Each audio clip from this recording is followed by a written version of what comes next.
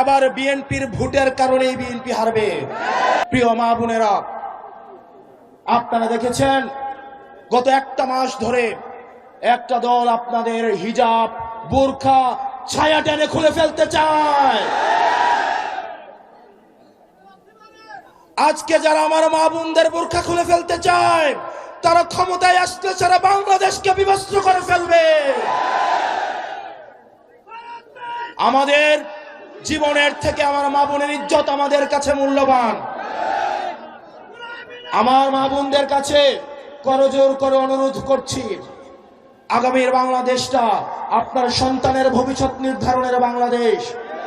আজকে যদি আপনারা ভয় পেয়ে থেমে যান, আগামী বাংলাদেশে আপনার সন্তানের চাকরির জন্য আবার লেজুল বৃত্তি শুরু হবে, আবার ঘুষের রাজত্ব শুরু হবে, আবার চাঁদাবাজি শুরু হবে।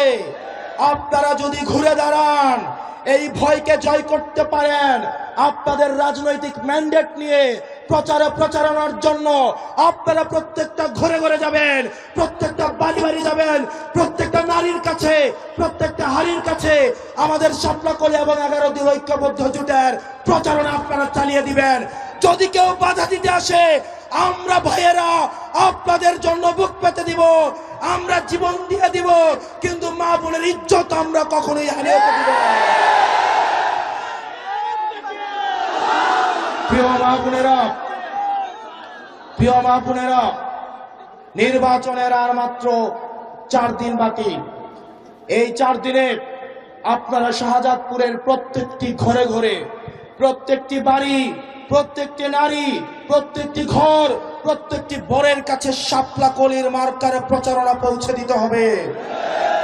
আমরা প্রয়োজনে পায়ে ধরে বসে থাকব। বিশ্বাস করেন, এবার বিএনপির ভোটের কারণেই বিএনপি হারবে।